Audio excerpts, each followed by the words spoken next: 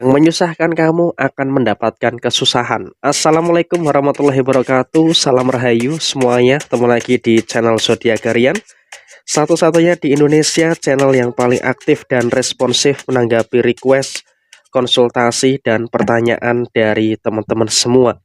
Dan pada kesempatan kali ini saya akan bahas general reading yang menyusahkan kamu akan mendapatkan kesusahan. Nah, seperti apa situasinya? Yuk langsung saja kita simak videonya supaya tidak menimbulkan kesalahpahaman. Dan langsung saja, hal pertama adalah ada beberapa situasi yang dimana mungkin pada sebelumnya ada beberapa pihak atau ada beberapa orang yang meminjam uang dengan kamu. Kemudian juga dalam kondisi saat ini, kamu dalam posisi yang sepertinya juga tertekan dengan beberapa kenyataan-kenyataan yang muncul. Sehingga kamu dalam situasi yang mungkin sampai dengan saat ini masih memikirkan, kapan uang kamu ini akan dibayarkan, kapan uang kamu ini akan dikembalikan. Karena apa?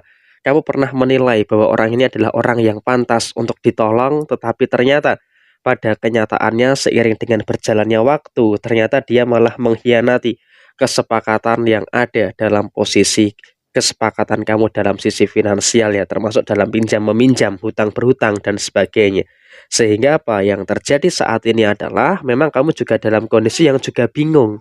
Satu sisi kamu juga membutuhkan uang itu untuk operasional dan juga berbagai macam kebutuhan yang ada di kehidupan kamu, tetapi juga di satu sisi kamu pun juga sudah berkali-kali meminta hak kamu, meminta uang kamu, tetapi selalu saja ada jawaban ini, jawaban itu, dan juga beberapa jawaban-jawaban yang lainnya. Sehingga yang terjadi adalah kamu pun juga dalam keadaan yang memang sepertinya dalam situasi yang sudah cukup capek, dalam situasi yang sudah cukup lelah gitu loh untuk menagih dan juga meminta apa yang memang menjadi hak kamu. Tapi ya saya rasa ini juga memang harus bisa untuk lebih diperhatikan lagi. Artinya jangan sampai ada beberapa kondisi, jangan sampai ada beberapa keadaan-keadaan yang nantinya malah akan merugikan bagi diri kamu sendiri. Sehingga yang terjadi saat ini adalah ya sudahlah, memang situasinya ya dia seperti itu, tabiatnya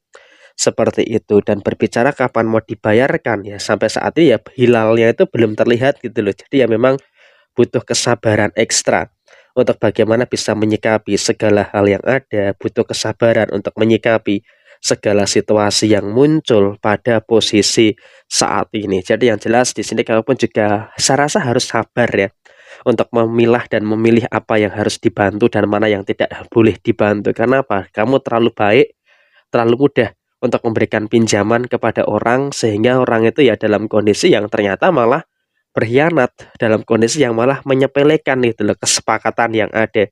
Sehingga di sini kalau bisa kita katakan, kamu pun juga harus bisa untuk lebih memilah lagi, apakah ini betul-betul layak untuk dibantu, apakah layak untuk ditolong, ataukah malah sebaliknya. Jadi ya hal ini harus bisa untuk lebih dipertimbangkan lagi. Bukan bermaksud di sini kamu itu sombong, tidak mau menolong dan sebagainya.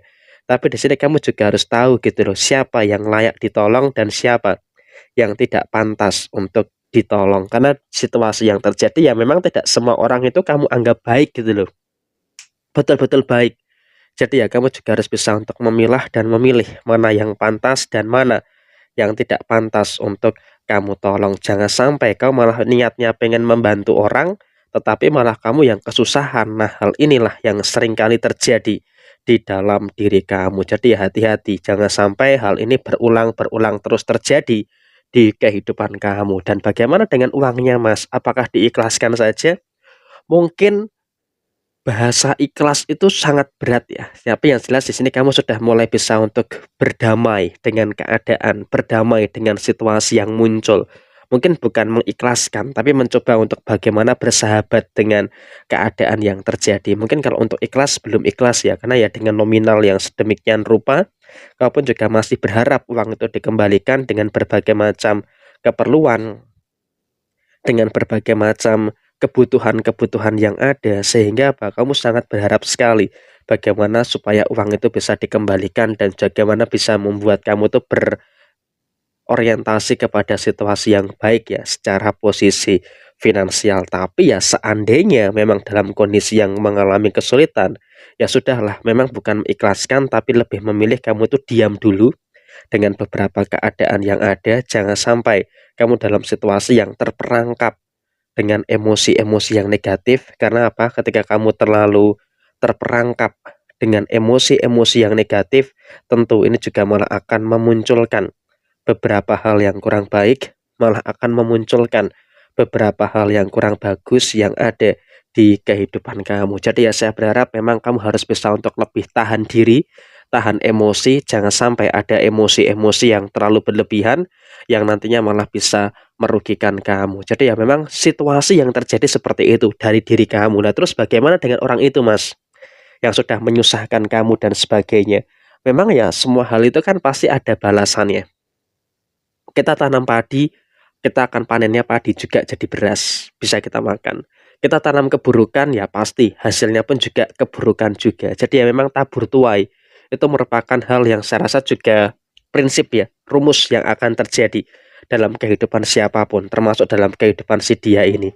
Tetapi di sini kalau bisa kita katakan, posisi yang muncul, posisi yang terjadi, ya sudahlah, dia pun juga sedang mengalami beberapa kesulitan secara ekonomi. Dia mengalami beberapa kebingungan juga dengan beberapa kondisi yang dia rasakan.